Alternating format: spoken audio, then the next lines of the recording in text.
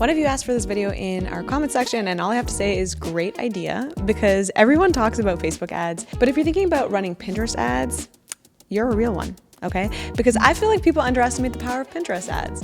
Today, we're gonna learn how powerful they are and how you can run your first Pinterest ad. This is gonna be the complete Pinterest ad tutorial for beginners. Let's go.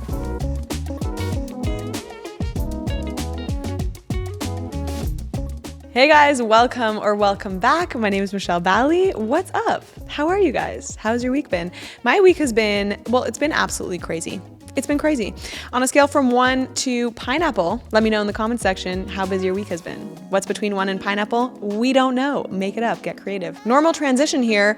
Pinterest ads are a great way to get your business in front of potential customers, guys. Pinterest is one of the most popular social media platforms in the world, specifically amongst women. So here is a step-by-step guide to get you started with Pinterest ads. Step 1, create a business account. The first thing you need to do is create a Pinterest business account. This is free to do and will give you access to all of the features of Pinterest ads. I will leave a link in the description box so that you guys can click through to make your account. Step 2, set up your billing. Once you have created a business account, you will need to set up your billing. You can choose to pay with a credit card or PayPal. Step 3, create a campaign. Now it's time to create your first campaign. You will need to choose a campaign objective, such as driving traffic to your website or increasing brand awareness. Step 4, set your budget. So you will also need to set a budget for your campaign. This is the amount of money you're willing to spend on your ads. Step 5, target your audience. One of the most important steps in creating a successful Pinterest ad campaign is targeting your audience. You can target your ads by demographics, interests, and behaviors.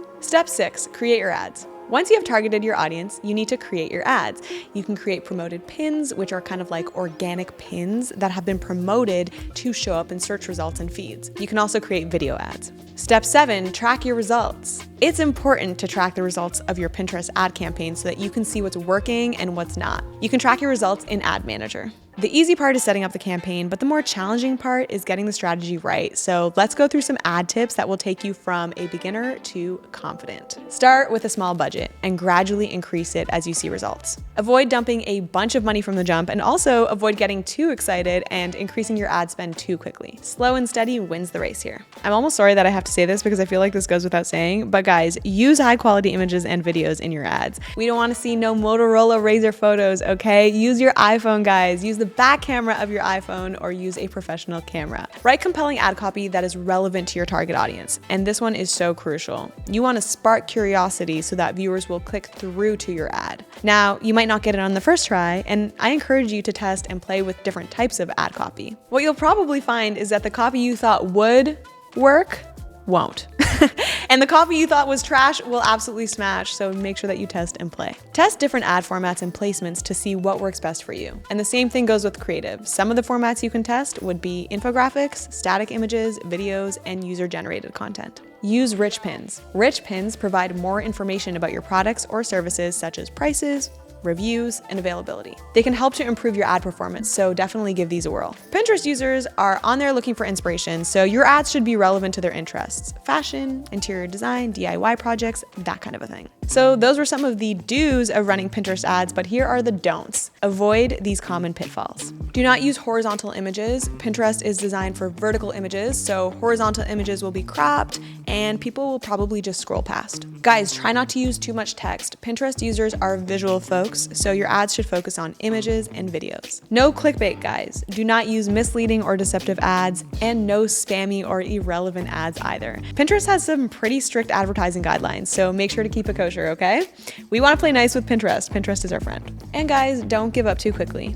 Aw, how cute. Don't give up. Pinterest advertising takes time and effort to see results, so don't give up if your ads aren't performing well immediately. Keep experimenting with different ad formats, targeting options, and creative elements until you find what works best for you. If you're finding this video helpful so far, don't forget to give us a like. It is a small thing that you can do for me and for the channel because the algorithm tends to like that kind of stuff. This channel that you're watching right here is called Learn with Shopify. It is an official Shopify channel that teaches you how to grow an e-commerce business. So if you're an entrepreneur, then consider subscribing. All right, now back to the good stuff. enough. I know a lot of people will be wondering how much money they should be spending on their ads. The ideal budget for Pinterest ads depends on several factors, including your business goals and target audience, for example. But there are some general guidelines you can follow to determine how much to spend. A good minimum budget for Pinterest ads is $5 per day. This will allow you to reach a limited audience and, start to see some results. However, if you want to see more significant results, you'll need to up the ante. Anywhere between $20 and $50 per day will give you enough room to run multiple campaigns and target different audiences. You should also consider your target audience's average order value when setting your budget. If your average order value is high, you can afford to spend more on ads.